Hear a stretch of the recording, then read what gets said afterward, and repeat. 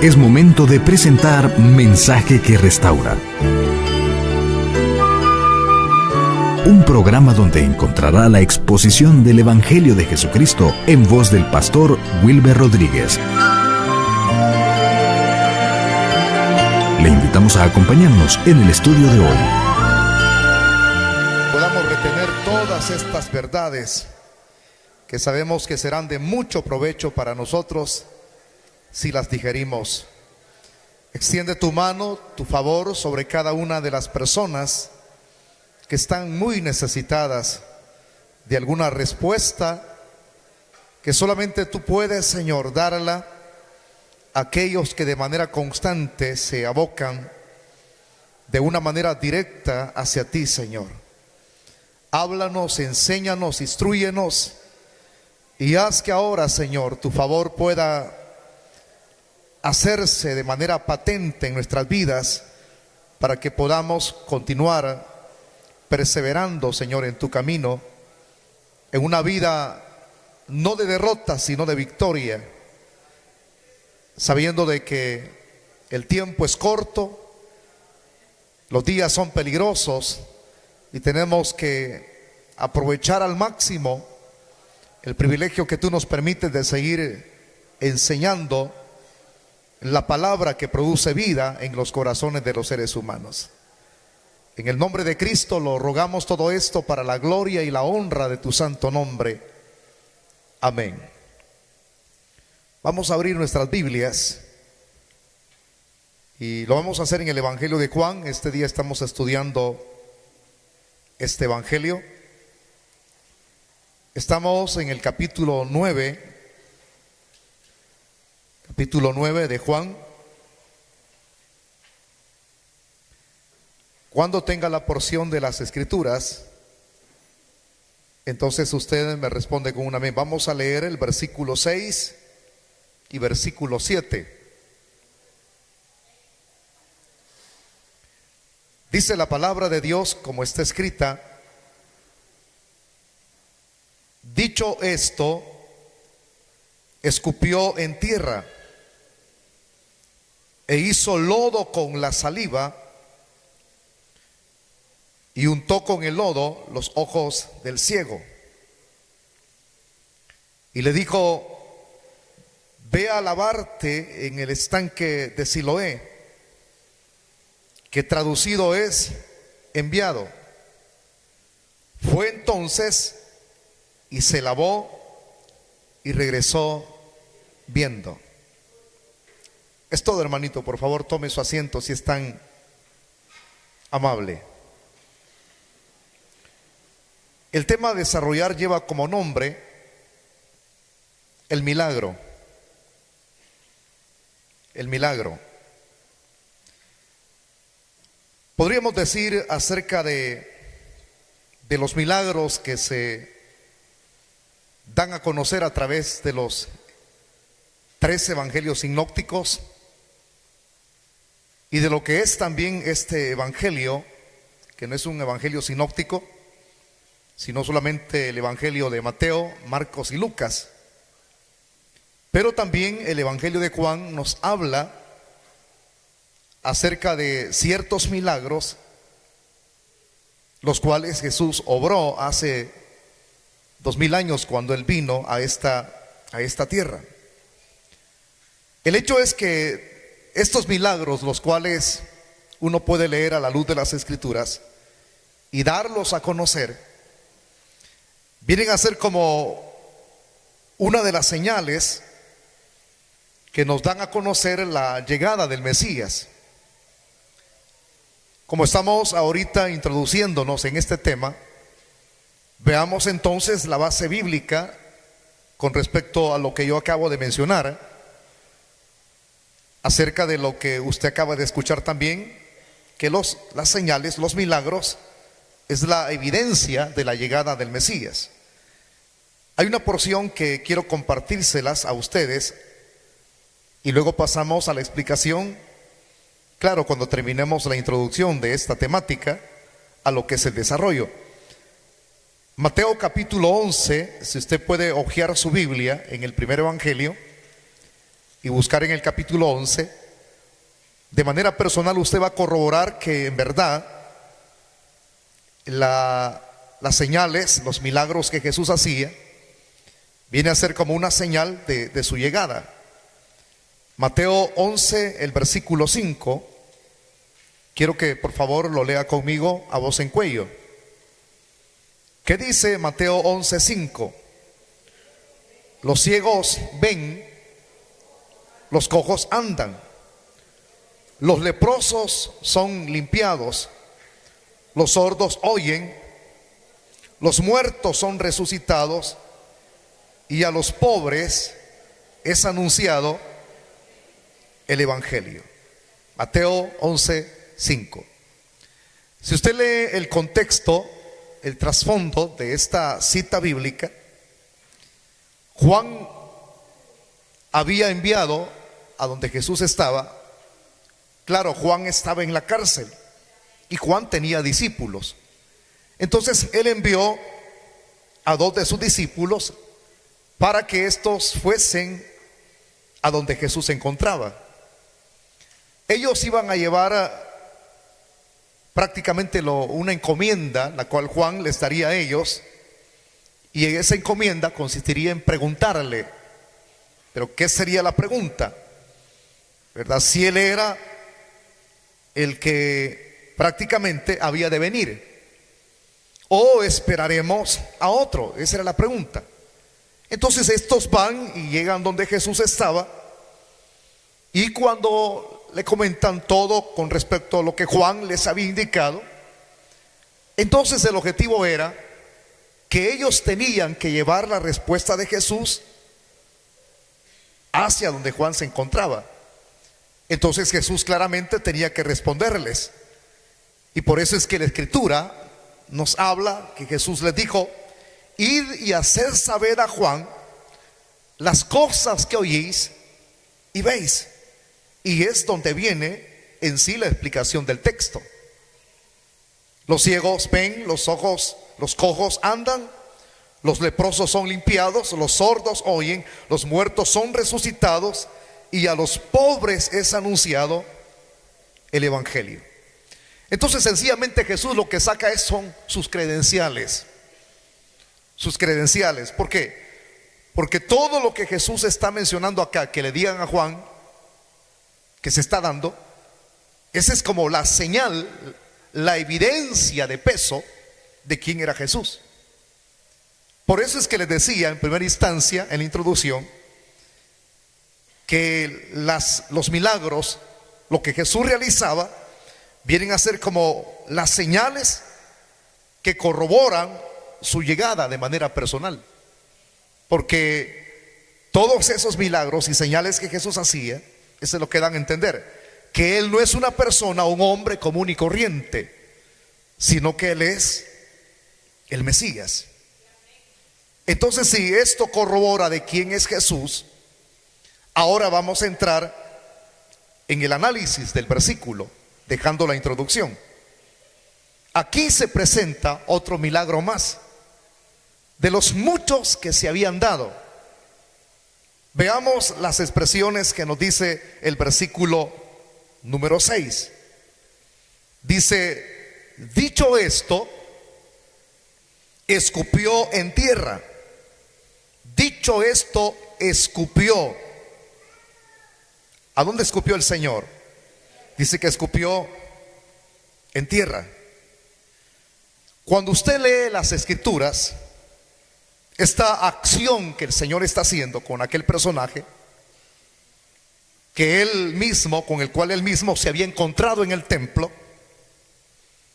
va a ser algo acá que para muchos esto sería como algo extraño. O sea, en la forma en la cual las personas aprecian las cosas. Porque nosotros cuando vemos cosas que no entendemos, ni estamos muy familiarizados con ellas, entonces para nosotros nos parece extraño. Aquí era algo extraño lo que Jesús prácticamente habría de hacer.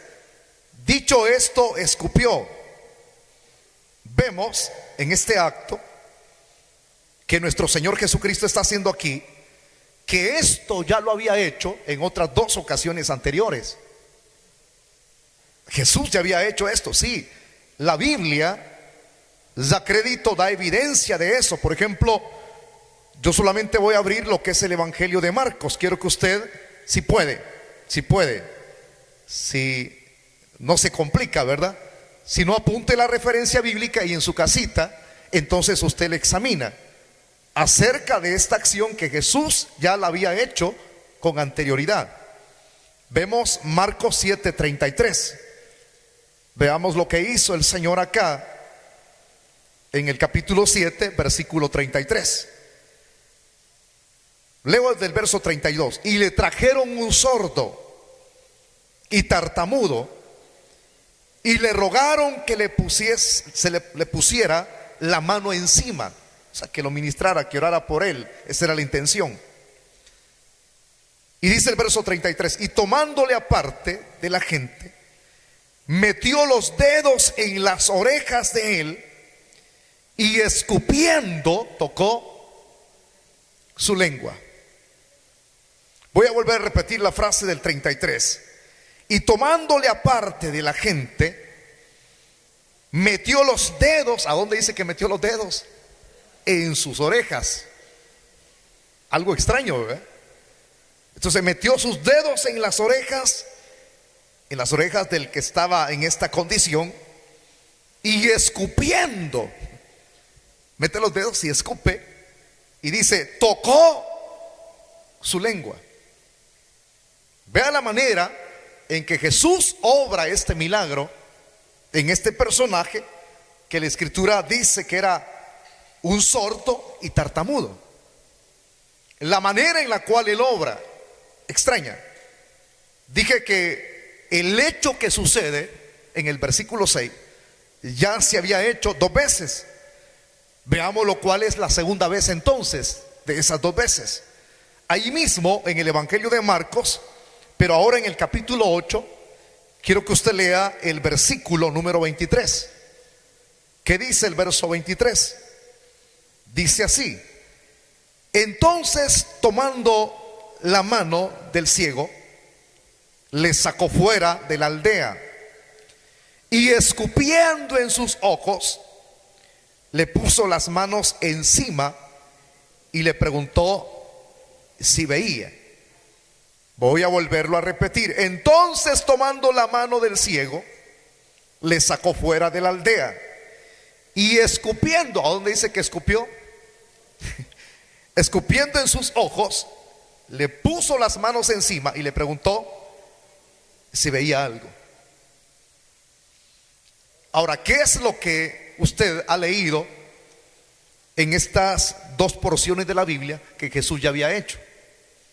¿Cuál es la expresión que se repite? Usted tiene que retener algo cuando lee. Entonces, ¿qué es lo que se repite en Marcos 7:33? ¿Y qué es lo que se dice aquí en Marcos 8:23? ¿Cuál es la expresión? Escupir. Escupir. ¿Y qué es lo que hace Jesús aquí en el 9:6?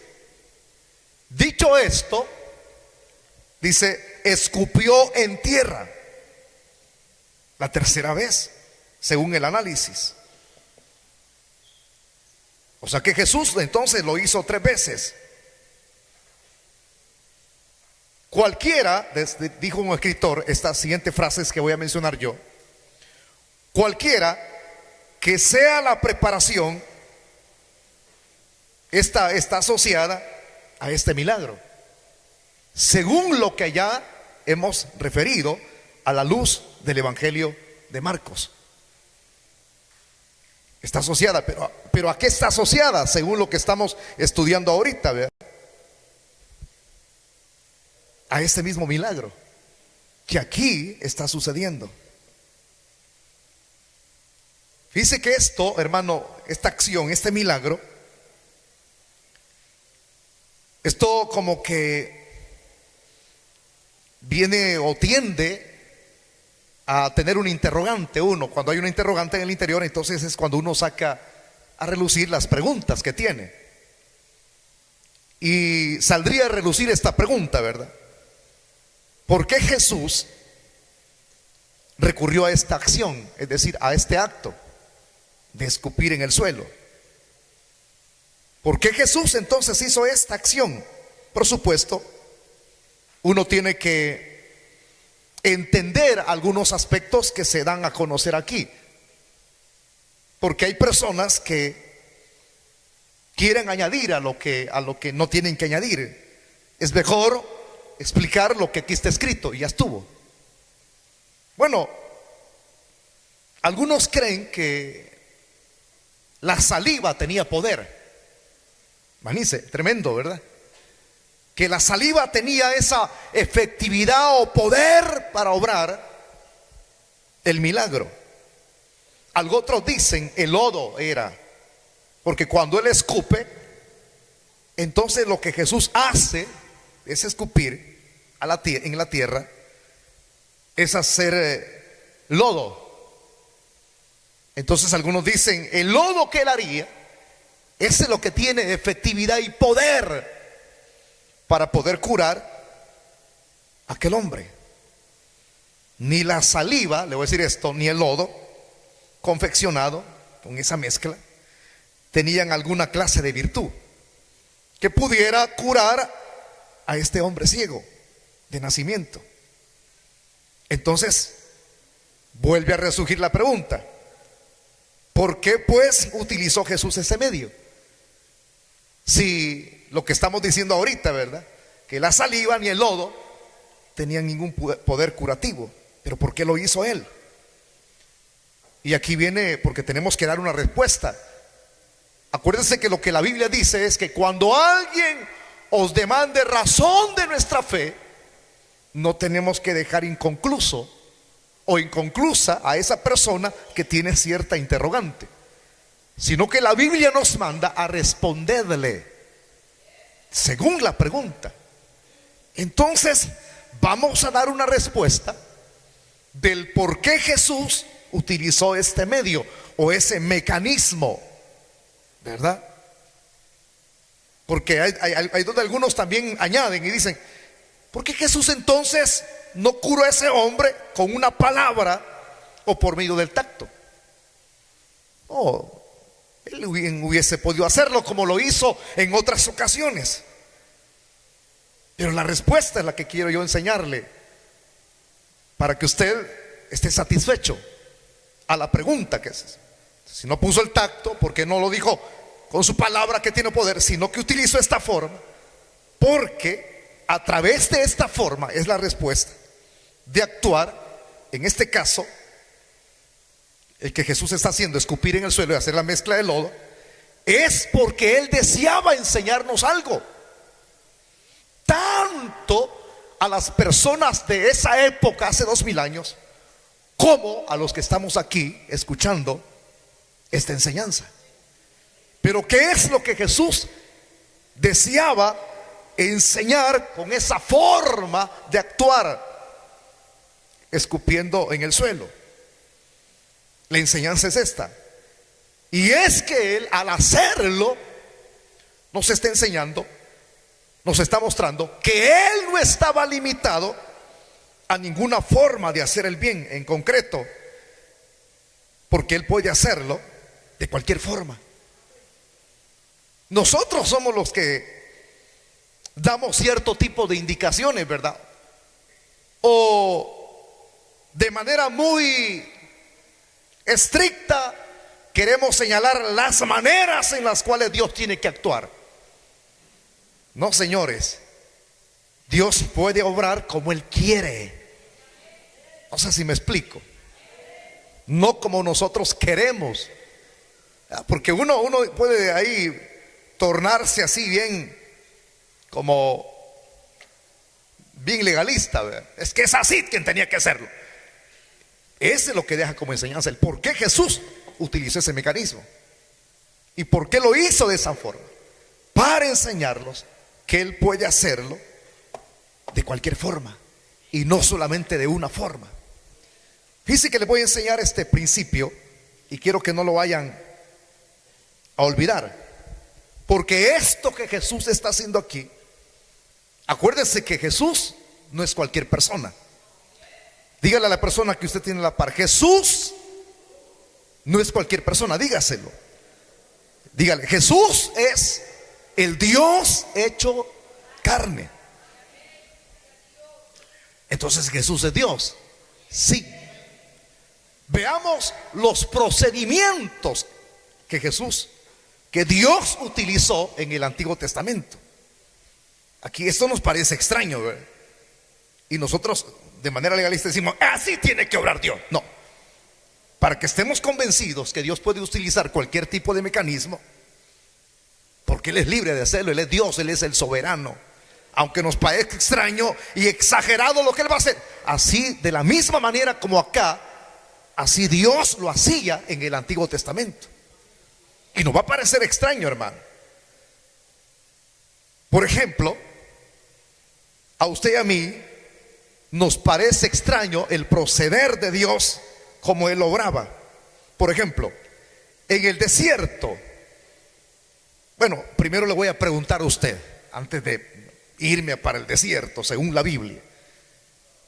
Si usted no tiene algún chorrito, agua potable con cañería en su casa, entonces, ¿qué es lo que hace una persona campesina en el campo o en la ciudad cuando no hay agua? No hay río cerca. Entonces, ¿qué haría usted? Para poder tener agua, ¿qué harían ustedes? Hacer un pozo. ¿Para qué? Para sacar agua. O sea, esa es la manera normal en que nosotros accionamos. Repito, no hay agua potable, no hay cañería, no hay río cerca, y usted necesita el agua. Y tiene las posibilidades, porque tiene las herramientas para poder hacer lo que usted ha ideado hacer, que es lo correcto. Entonces, la pregunta es: ¿por qué usted haría un pozo?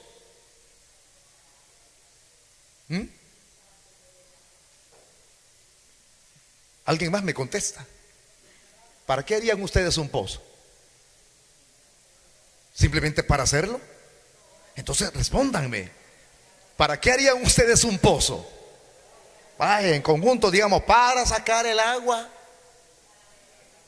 No, todavía no, porque no hay agua. Tiene que escarbar primero. Es que no se me adelante. Tiene que escarbar, hacer el pozo y luego sacar el agua. Entonces, lo que los seres humanos hacen normalmente en sus acciones es algo normal: hacer un pozo y sacar el agua. Pero Dios en el Antiguo Testamento no obró así con su pueblo Israel. Cuando los llevó por ese camino del desierto, como el kindergarten, como la escuelita de Israel, ellos tenían sed. Dios no hace ese procedimiento normal. Aquí viene lo ilógico para algunos, lo anormal para algunos, de no utilizar los mismos mecanismos que nosotros. Dios no ordena que hagan un pozo. Dios no hace un pozo para darles el H2O a su pueblo. Él ordena que golpeen una peña. Entonces, Dios no saca el agua de un pozo, sino que la saca el agua de una roca. ¿No le parece extraño? Ese es el proceder de Dios en el Antiguo Testamento. ¿Y qué otro ejemplo podemos tomar? Hay una variedad. Israel, por su misma condición pecaminosa, comenzó a murmurar. Comenzó a agarrarla contra Dios y contra Moisés. Entonces Dios envió serpientes para que comenzaran a picarlos. Y comenzaron a morderlos, hermano. Y eran serpientes, no cualquier tipo de serpientes. Eran serpientes venenosas. No eran de tipo de culebras que hay aquí en El Salvador, esas culebras todas gordas, que solo penquean y no hacen nada. Entonces, no. Esas eran serpientes de verdad, no eran guanacas. No eran de esas, ¿cómo le llaman esas serpientes que hay aquí? Esas culebras. Penqueadoras, hombre. Así llamémosles. Entonces, no hay por qué tenerles miedo, pero acá era una cosa distinta. Mientras estaban mordiendo las serpientes, el veneno se expandía, se regaba en el cuerpo y algunos comenzaban a morir. Entonces, como comenzaban a morir, Moisés puso en alerta a Dios, buscó a Dios. Y viene los mecanismos normales que utilizan los seres humanos. Algunos son mecanismos primitivos, por ejemplo, para poder cortar que el veneno corra por todo el cuerpo. Algunos mecanismos primitivos es que tú rápidamente muerdes el lugar donde la serpiente mordió y expulsas el veneno. No lo intente usted, porque eso no resulta con todos, porque usted lo hace sin saber cómo tiene que hacerse. Usted se puede tragar el veneno, salvarle la vida al otro, o los dos morir también. Eso es aprendido, el mecanismo indio. O si no hay un cuchillo por ahí, entonces se hace así. Pero cuando hay un cuchillo, rápidamente se corta. Pero no vaya a cortar, porque en lugar de salvarle la vida a la otra persona, le va a cortar una vena y lo puede matar. Mecanismos, algunos buscan antídotos para dárselo de beber, pócimas que se utilizaban en esa época como antídotos. Pero aquí el proceder de Dios no es ese, y es un proceder anormal en el Antiguo Testamento. Anormal para nosotros, pero como Él quiere obrar así, entonces le ordena a Moisés que levante una serpiente de bronce, ¿verdad? Y la levante hacia arriba y le dice: todo aquel que vea esa serpiente, los que están siendo picados por la serpiente, entonces vivirán. ¿Qué le parece? ¿Resultó o no resultó? No, hombre, rápidamente, cuando Moisés erigió la serpiente, la levantó en una asta, entonces los israelitas comenzaron a ver la serpiente que estaba arriba, iban siendo sanados. Y ahí es donde viene el cuestionamiento: ¿y por qué Dios hizo eso? Porque Él así obra como Él quiere. ¿Cuándo damos gloria a Dios en esta noche? El proceder de Dios, ese es. Y otro mecanismo extraño que se observa en el Antiguo Testamento es que Israel había llegado a una ciudad llamada Jericó, ¿verdad? Y normalmente los ejércitos lo que hacían era sitiar las ciudades, es decir, rodearlas y esperar que las personas que estaban dentro de esa ciudad salieran. Por eso es que los que sitiaban ciudades, el objetivo era que no entraran alimentos dentro de la ciudad, ni mucho menos, bueno, si había agua adentro no había problema, pero el alimento era el que ellos necesitaban. Entonces las personas obligadamente, cuando estaban sitiadas, tenían que salir o darse por vencidos y abrir las puertas y darle la victoria al ejército contrario. Algunos no, algunos entraban de un solo, de acuerdo al poderío de un ejército. Entonces algunos utilizaban otro tipo de formas para poder botar los portones principales. Algunos ocupaban también cierto tipo de lazos para escalar las murallas y conquistar. Aquí se utiliza un método extraño. Dios lo hace. No le dice: entren y conquisten, derriben con maderos los portones. Aquí no. Aquí fue diferente. Fue el Señor quien echó abajo la muralla de Jericó. ¿Por medio de qué? Por medio de un sonido, de los sonidos de los cuernos. Cayeron. ¿No le parece extraño? Pero es Dios quien lo hizo. Vaya contando los ejemplos que le estoy poniendo. El cuarto, un muchachito por ahí se ideó y dijo: bueno, estos se están acobardando, pero yo te voy a enfrentar. Estoy parafraseando. Yo te voy a enfrentar. Has ofendido, has blasfemado contra Dios y contra sus ejércitos, ¿verdad? Porque hasta el mismo rey, que era de una postura, de una estatura alta, hasta él se había acobardado. Pero este muchachito que tenía una honda y 5 piedras. ¿Por qué 5 piedras? Porque el gigante, el cual estaba desafiando al ejército de Israel, tenía 4 hermanos más. Y no es broma, porque alguien puede decir: gigante. Usted quizás hace la comparativa con algunas personas que son altas, 2 metros, 3 metros, no tiene nada. Esto de lo cual la Biblia habla de gigantes era realidad. Eran personas que tenían 24 dedos en su cuerpo, es decir, 12 dedos en sus pies y 12 dedos en sus manos. Y no crea que los brazos de estas personas eran igual que el chiquitín. Que conste, yo no estoy tirando a nadie, estoy predicando. O que alguien que tenga quizás casi 1,90 y así se compara con este gigantón. No, señores, eran gigantes de verdad. Y aquel nene, porque era un niño de 14 años, decide retarlo. 5 piedras recoge. O sea que él iba seguro. Cuando lo mate, si se aparecen los 4 hermanos, yo me los clavo. Él iba seguro. Pero no iba a ser suficiente. Una sola piedra se la clavó en la frente y lo mató. Lo derribó y le cortó la cabeza con la misma espada de él. Una piedra y una honda para derrotar a aquel que ahuyentaba a los ejércitos de Israel. Con una sola piedra Dios lo venció. No fue David, fue Dios quien se la clavó. Porque donde Dios no es como nosotros. Dios tiene puntería. Dios tiene puntería. Se la clavó y lo mató. Imagínense otro personaje ahí que muchos le acreditan su fuerza al cabello largo. Utilizó una quijada de asno. Cuando se peleaba en las batallas contra el enemigo, se utilizaban lanzas, se utilizaban espadas sofisticadas. Habían espadas cortas y espadas largas. Habían escudos largos y escudos cortos. El mecanismo de Dios. Una quijada de asno mató más de 1000 personas. Con una quijada de asno. ¿No le parece a usted extraños estos mecanismos que yo estoy mencionando? Pero así era como Dios obraba en el antiguo tiempo.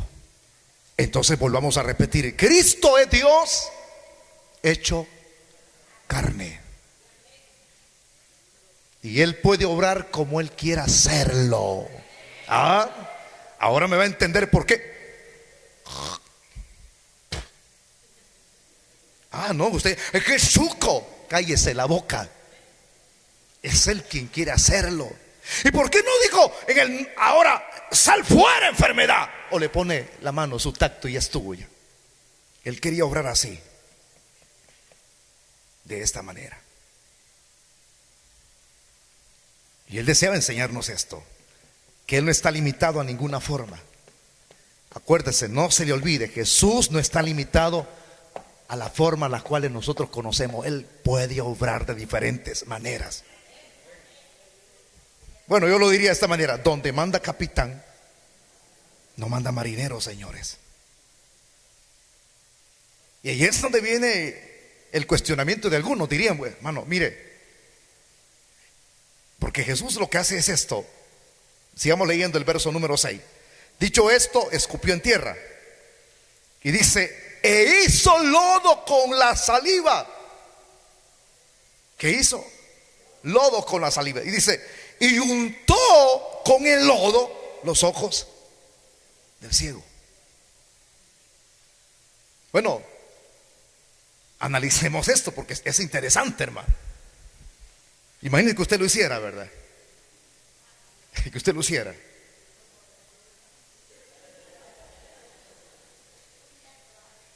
¿Qué es lo que a uno, bueno, yo tuve amigos que a mí me decían: mira, como yo no podía pelear, y usted sabe que cuando uno no puede pelear contra personas que le salen ofendiéndolos, máximo en las escuelas cuando a usted le hacen bullying. Yo era gordito, me recuerdo pequeño, y me hacían bullying. Y me hacían bullying por mi color de piel. Me recuerdo que los primeros días me iba a encerrar al servicio porque mi autoestima estaba por el suelo. Y no tenía quien me defendiera. Entonces hubo alguien que yo comencé a regalarle panes con frijoles. y se hizo amigo mío. Pero el problema es que recuerdo que yo estaba en tercer grado y él ya estaba en sexto. Y en algunas escuelas en esos tiempos no había séptimo, no había octavo, no había noveno. Las personas tenían que irse a otra escuela. Y así fue. El que se hizo amigo mío, que era fuerte, estaba en sexto y yo estaba en un grado inferior. Por días me iba a defender, pero después me iba a dejar solo. Pero cuando me defendía, nadie me tocaba y no me decían lo que me decían. Y no se lo digo a usted. Pero eso es horrible cuando de un niño se burlan en las escuelas, le hacen bullying, le hacen la vida imposible. Entonces mi amigo me enseñó un mecanismo. Me dijo: mira, yo me voy a ir, pero hace una cosa, me dijo: trae una bolsa de tierra de la casa y cargarla. Porque chiquito puede ser, porque yo era bien pequeño, gordito, frondosito. Entonces, ¿para qué la tierra? Porque cuando te busquen a pleito, sacas la tierra y agarras con el puño, con la mano, la tenés en el puño, y a donde vas a lanzarle la tierra es a los ojos. Lo dejas, mira, lo dejas ciego. Mira, todo me lo enseñó.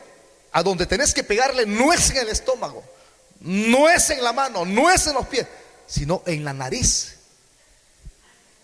Ese es el punto más débil que hay. Gracias a Dios que nunca lo hice, hermano. Nunca llevé tierra, nunca le pegué a nadie. No continuó eso. Entonces yo lo que quiero presentar a través de ejemplo que me sucedió a mí, ese ejemplo, es que la tierra, ¿para qué sirve? No sirve para darle la vista a un ciego. Cualquier persona que le echen una tierrada o una puñada de tierra en los ojos, lo cega, lo cega. ¿Y qué no diríamos mezclar esa tierra con agua o con saliva? Entonces solamente estoy pensando en lo que podría darse, y lo que se da, de hecho se da. Una persona que se le eche tierra revuelta con agua, lodo en los ojos, ¿verdad que no la cura? Sino que la deja ciega.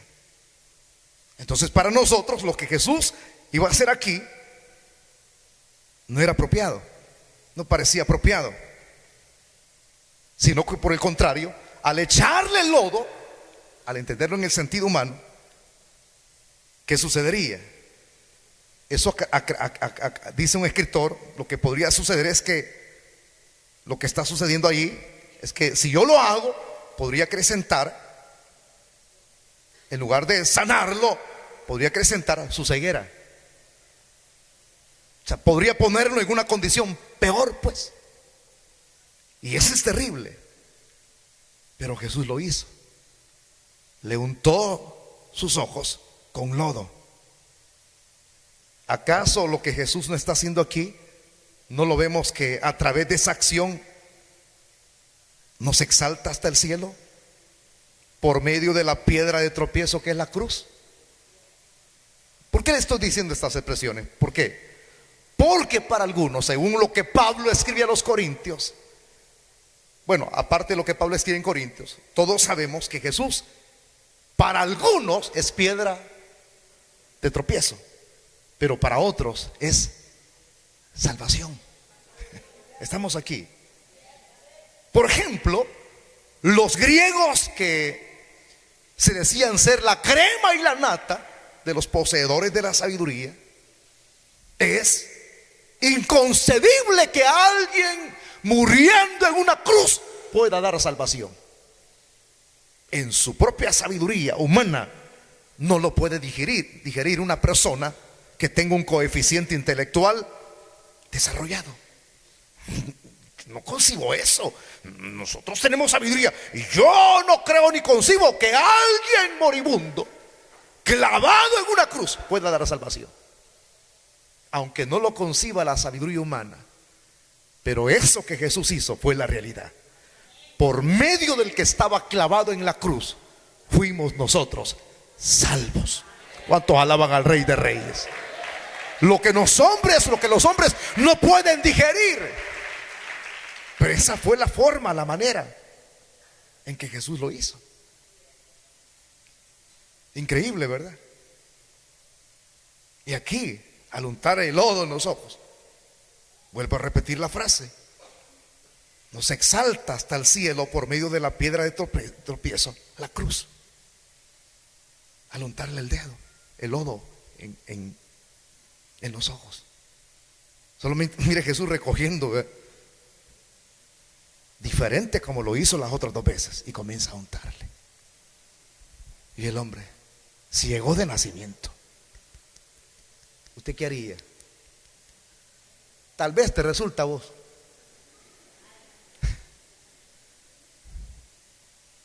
Y cuando leemos eso, hermano, lo cuestionamos, fíjese. Y aquí está escrito. Pero Jesús lo hizo. Le untó el lodo. Y cuando le unte el lodo, le da una orden. Y le dice: ve a lavarte. Así lo es. O sea que no se iba a mantener así. Le untó el lodo y le dice: ve a lavarte. Así lo es. Mire, ese de decirle: ve a lavarte, así lo es, lo que aparece en el versículo número 7, ¿verdad que es una instrucción la que Jesús le está dando? O alguien puede decir: es una orden, como usted quiera decirlo. Instrucción, orden, que se la está dando al hombre ciego. Dice, hermano, que esto de la orden o de la instrucción que Jesús le está dando a este hombre ciego, cualquier hebreo que hubiese ahí en ese sitio cerquita, cualquier judío, esto que Jesús le está diciendo al hombre en ese momento, con el lodo en los ojos, lo primero que se le iba a venir a la mente a un judío es recordar de algo que sucedió en el Antiguo Testamento, es decir, en el tiempo antiguo. Pero ¿qué le haría recordar esa orden? Acerca de la experiencia que tuvo el mismo Eliseo con un personaje llamado Naamán. ¿Qué? Abramos nuestras Biblias. Quiero llevarlo hasta Segunda de Reyes, capítulo 5, versículo número 10. Porque este lo quería recordar, la orden que Jesús le está dando a este hombre. Segunda de Reyes, capítulo 5, versículo 10. Cuando lo tenga, entonces usted lo lee conmigo. ¿Lo tenemos ya? No, lo voy a esperar porque ustedes dicen amén y no buscan. Pero mejor lo apunta. Entonces dice el verso 10. Entonces Eliseo le dio una orden. Dice, le envió un mensajero a Naamán, el leproso, diciendo: ve y lávate 7 veces. ¿Cuántas veces? ¿Cuántas veces? 7 veces. 7 veces en el Jordán, y tu carne se te restaurará. Esa es la orden que le da. Lávate 7 veces en el Jordán. Ese es lo que cualquier hebreo o cualquier judío se pudiese haber recordado. Las instrucciones que Jesús le está dando a este tipo aquí. Ve y lávate. Es una instrucción. Lávate. Claro, distinta la experiencia de Eliseo con Naamán, ¿verdad? Porque aquí era una cuestión de lepra y aquí era una cuestión de ceguera. ¿Me explico? Hay varias diferencias que se enmarcan ahí. Allá era: ve al Jordán a zambullirte 7 veces. Y aquí era: ve a lavarte. A Siloé. No era zambullirse, sino lavarse en Siloé. Pero qué lindo es entender esto, hermano. Cuando el hombre escucha las instrucciones que Jesús le está dando, y Jesús es específico, le dice: así lo es. Así lo es. Y aquí viene un detalle a considerar que es muy importante. ¿Qué de especial tenía Siloé? Bueno, si uno estudia la frase y busca un diccionario, el agua de este estanque, porque era un estanque, no tenía mayor poder curativo que cualquier otra fuente o cualquier otro estanque. Entonces, ¿por qué Jesús lo manda ahí? Y aquí viene lo interesante. Le dice: ve y lávate a Siloé. Instrucción, orden. Porque cuando le da la instrucción a este hombre, la orden, estaba poniendo a prueba su fe y obediencia. Correcto, mujer. Porque no tenía nada especial Siloé. Ve y lávate. Entonces, si el hombre hubiese cuestionado en ese mismo instante, ¿y por qué allá pues? ¿Qué es lo que hizo Naamán? ¿Acaso en Asiria no hay otros dos ríos mejores que el Jordán? Porque para él el Jordán parecía agua sucia, pero allá están Habana y Farfar. ¿Por qué no allá pues? Mire, cuestionando, enfermo y orgulloso. Así nos pasa a nosotros muchas veces. Y orgullosos. Alguien tuvo que sugerirle, ¿verdad? No, mira, obedece a lo que el profeta te ha dicho. Ahí es donde radica nuestra bendición, en la obediencia. Pero cuando uno cuestiona y dice: pero yo opino que mejor Pampe, no, mejor el Trapiche, porque en Pampe desencadenan el montón de barcos de Ciudad Real. Pero en cambio el Trapiche no. En cambio el Trapiche, ahí me voy a bañar con agüita donde lavan la ropa de los ídolos. Entonces sí me voy a curar. Eso que estoy diciendo no es realidad. Alguien podría decirlo en sus propios argumentos. Entonces el Señor está probando a este hombre. Puso a prueba su fe y su obediencia. Y aquí viene lo maravilloso. Si el hombre hacía lo que Jesús le estaba indicando, entonces este ciego vería cumplidos todos sus deseos. Así es toda persona que obedece a Dios y camina en base a la fe. Ve cumplidos todos sus deseos, porque en la obediencia y la fe está la clave. ¿Cuántos alaban al Rey de Reyes? Es esto lo que necesitamos.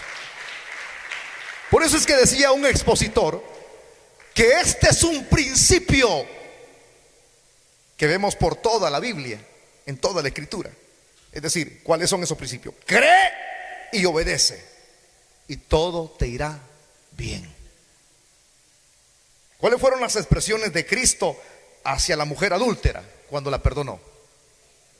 Vete, mira la sugerencia, y no peques. Más como diciéndole: de aquí en adelante no seas bobita. No voy a leer eso, hermano. Tienes que ser obediente. Camina en integridad. Así tienes que ser.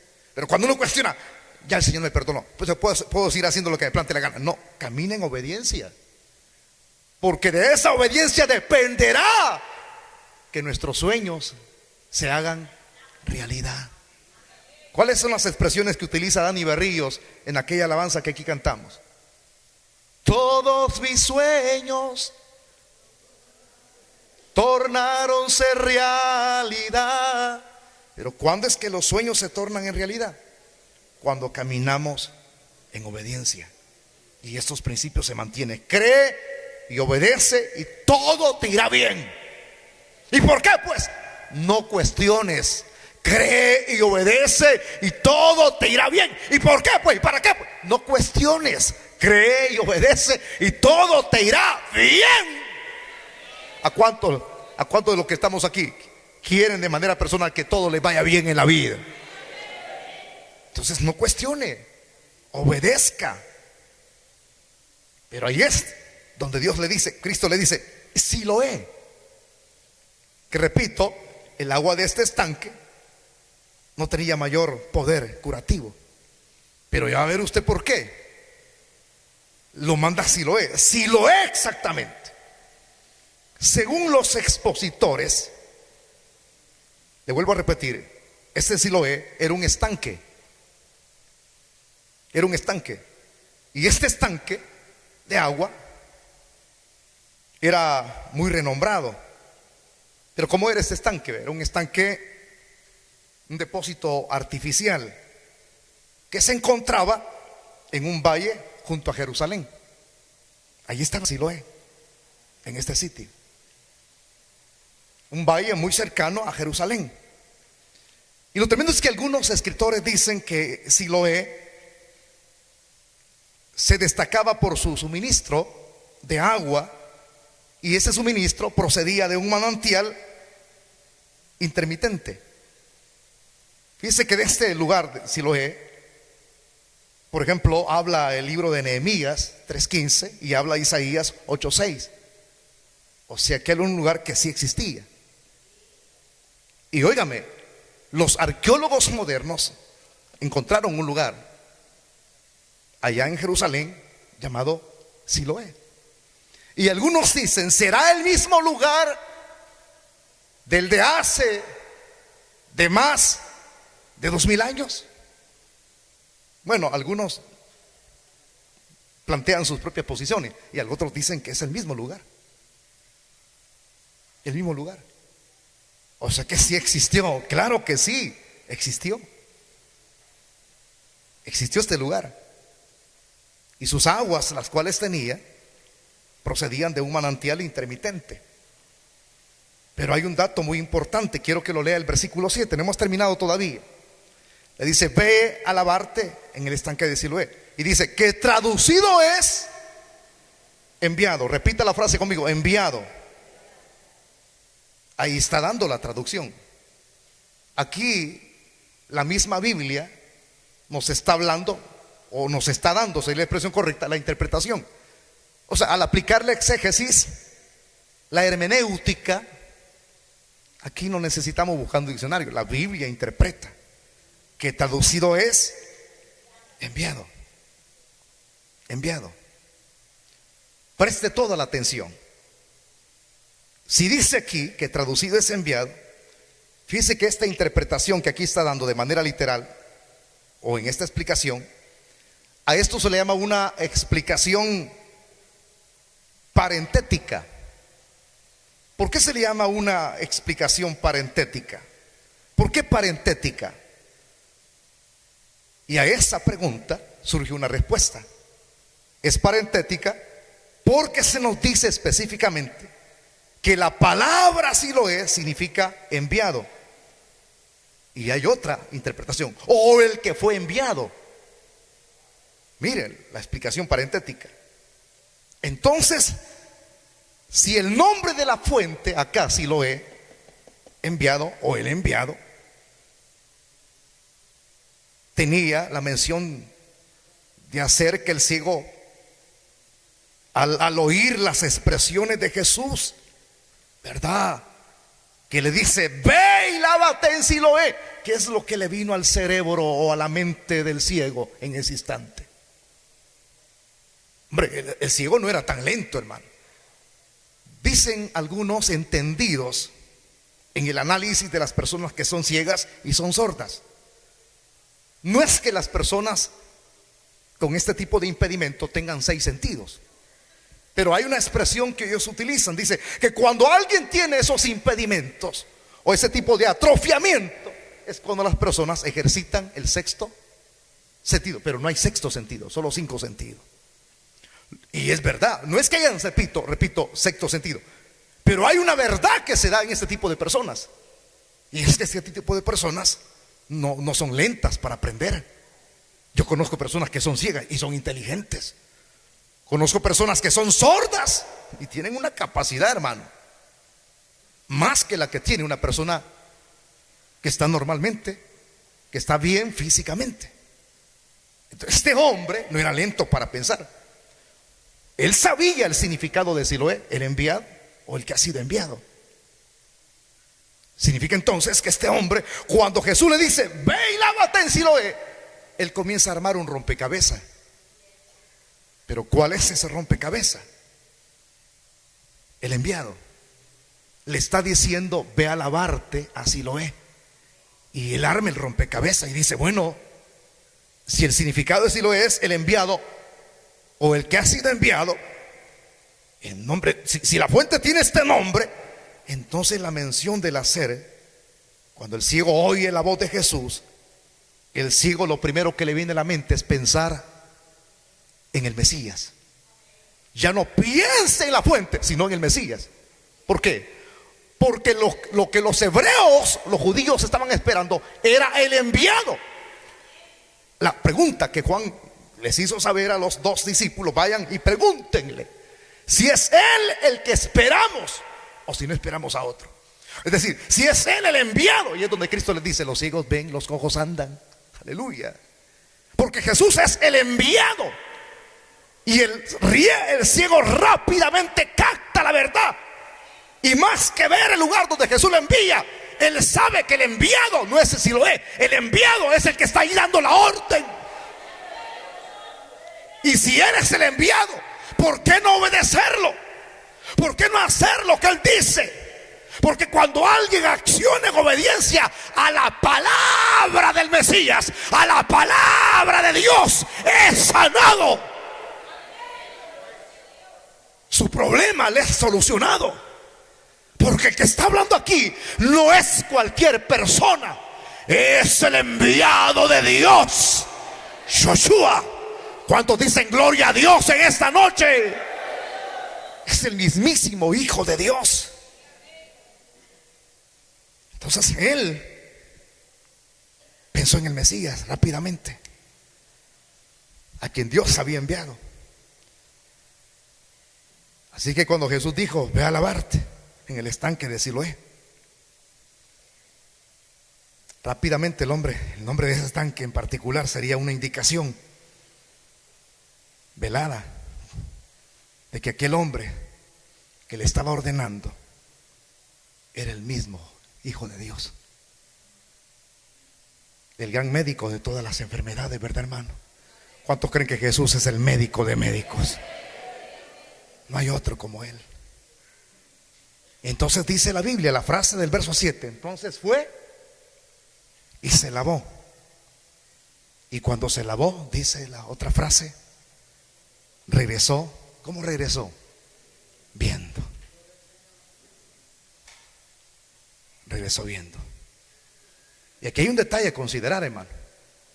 Porque este hombre, al lavarse, se quitó el lodo. Imagínese que, yo solo quiero que usted se compenetre en esta experiencia de hace 2000 años, lavándose.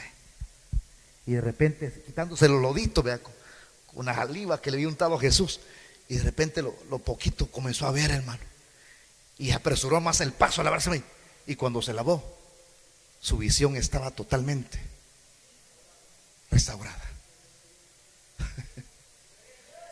Me voy a adelantar algunas explicaciones de esta sanidad, porque yo sé que a ustedes les gusta leer diferentes tipos de comentarios bíblicos o herramientas. Por ahí sale uno diciendo de que Jesús hizo tal procedimiento porque, dice este expositor, este escritor, ¿verdad?, que es uno de los padres de la iglesia, dice: el hacer esa acción, al revolver la saliva con la tierra, ya sea el lodo, dice, él está haciendo lo que hizo en el principio, en Génesis. ¿Quién hizo al hombre con sus manos? Perdón, el cuerpo del hombre. Lo hizo, dice que lo hizo del polvo, lo formó. Y ahí viene la idea. Si lo hizo del polvo y lo hizo y le dio vida, entonces dice, si Jesús es Dios, tiene la capacidad. Y lo que él hizo allí, al revolver la saliva con la tierra y hacer lodo, dice, con el lodo lo que hizo, dice este expositor, fue hacerle ojos nuevos. ¿Será verdad eso? No. Por eso me estoy adelantando yo para explicarle. Amén, dijeron, mire. Solo escúcheme, por favor, antes de decir amén, hermano. Entonces le hizo ojitos nuevos, como él hace los cuerpos allá en Génesis. De la misma manera procedió a hacerle ojitos nuevos. Si él hubiese hecho esto, no lo manda a Siloé. No sé si me explico. Por eso es que lo mandó a Siloé. No fue así. Fue de manera tal como lo estamos explicando nosotros aquí. Pero el detalle que quiero que consideremos, ya culminando, ya soltando la temática de esta hora, y es que el hombre, cuando se lava y regresa completamente ya con su visión restaurada, yo le preguntaría a usted: Jesús hizo el milagro, pero hubo un elemento ahí para que el milagro se diese. Jesús puede sanar, Dios es poderoso, pero también quiere que nosotros le creamos. ¿Qué pasaría cuando alguien está enfermo y se le dice Dios puede sanarlo? Y si esa persona responde y dice no creo, ¿cree que Dios puede obrar en la vida de esa persona? No, señores. Entonces, ¿qué tiene que haber en esa persona? Un creer que Dios puede hacerlo todo. Entonces aquí hay un dato interesante: es, regresó viendo ya con su vista normal, con sus ojitos ya restablecidos, restaurados, porque en este hombre su fe y su obediencia incondicionales fue lo que permitió que el milagro se diese. La obediencia de este hombre contrasta con la de Naamán. Recuérdese de eso, ¿eh? Aquel refunfuñó, este no. Allá iba como todo niño. ¿Quién le llevó? No me lo pregunte, pero allá iba. Y luego que venía, ya no iba caminando igual, porque un ciego camina diferente a una persona que tiene bien su visión. Ahora venía normal, y eso iba a causar bulla, hermano, porque era ciego de nacimiento. Ciego de nacimiento. Su conducta contrasta con la de Naamán. Hay un contraste. Pero me gusta todo esto y yo quiero terminar ya. Recordemos que la conducta de este hombre, ciego de nacimiento, que ahora ya no es ciego de nacimiento, sino que ahora es restaurado en su vista. Hay un objetivo que se persigue acá, esta enseñanza, un propósito. Pero ¿cuál es ese propósito? De servir como un patrón para nosotros. Pero ¿cuál es ese patrón? ¿Usted ha visto en el internet que sacan patrones de costura? ¿Ah? Como diciendo, este es el modelo, cómo usted puede comenzar a ser una persona que confeccione su propio vestido. Hay un patrón primero. Entonces este ciego es nuestro patrón. Diciéndolo de esta manera, es nuestro modelo. ¿Pero modelo de qué? De obediencia. De obediencia. Y de una persona que es digno de encomiar porque tenía fe, obedeció al Señor. Y si es un patrón, si es un modelo de obediencia, entonces ¿qué es lo que tenemos que hacer nosotros cuando Dios nos ordene algo? No, repítanmelo todo, no lo diga uno. Si este hombre es nuestro patrón, ¿qué es lo que tenemos que hacer nosotros cuando Dios nos ordene el hacer algo? ¿Lo estamos haciendo? Por eso es que estamos como estamos muchos. ¿Por qué? Porque nosotros creemos que cristianismo es simplemente cargar una Biblia, cantar coritos, y decimos hacer la obra de Dios y decimos estarlo haciendo todo, cuando en todo lo que estamos involucrados muchas veces el 75% es una actuación de desobediencia que de obediencia. Y cuando nosotros contrastamos, o sea, la obediencia es un contraste, desobediencia es un contraste a la obediencia. Y cuando hay ese tipo de contraste, entonces los beneficios de la obediencia son bendiciones. Los resultados, las repercusiones de la desobediencia es que no hay resultados, no hay respaldo, no hay bendición, no hay nada. Entonces, mientras el ser humano camine en desobediencia, nunca va a haber las bendiciones de Dios cristalizadas como las vio este hombre. Es muy interesante leer este tema, pero lo grandioso es que el hombre regresó. ¿Qué dice el texto? Se lavó y regresó viendo. Y la pregunta es, ¿a dónde regresó usted? ¿Habrá regresado a su casa o habrá regresado al templo? Conforme vayamos avanzando en el estudio del Evangelio de Juan, ahí vamos a ver para dónde regresó, ¿verdad? Pero que regresó y regresó viendo. Como dice aquel himno, ¿verdad? Aquel himno que fue sacado de aquí: era ciego y ahora veo la luz. Y aquí qué grandioso es que aquel que es la luz en medio de las tinieblas le dio la vista al ciego. Cristo es la luz. Yo soy la luz del mundo, dijo Cristo, y el que me sigue no andará en tinieblas. Démosle palmas al Señor. Vamos a orar. Cierre sus ojitos. Padre y eterno Dios que estás en el cielo, te damos las gracias, Dios mío, en esta noche, porque nos has permitido en tu bondad, en tu misericordia, el haber dado el alimento espiritual a tus ovejas. Bendecimos la vida de cada persona, Señor, que se esfuerza por alimentarse. Bendecimos la vida de aquellos que nos han estado viendo a través de las redes sociales. Bendecimos la vida de cada hermano que está enfermo. Extiende tu mano para sanarle allí en el lecho, en el hogar, en el lugar donde ellos están. Puede ser en algún hospital, en alguna clínica privada, o puede ser en su casa, Señor. Pedimos que extiendas tu mano para bendecir, para prosperar. Pónganse de pie todos y declaramos bendición, Señor, sobre nosotros mismos. Te alabamos, Padre, y te bendecimos tu santo nombre. A ti sea la gloria por siempre, en Cristo Jesús, Señor nuestro. Llévanos con bien a nuestras casitas y despídenos, Señor, en tu paz. A ti sea la gloria, la honra y el poder por siempre.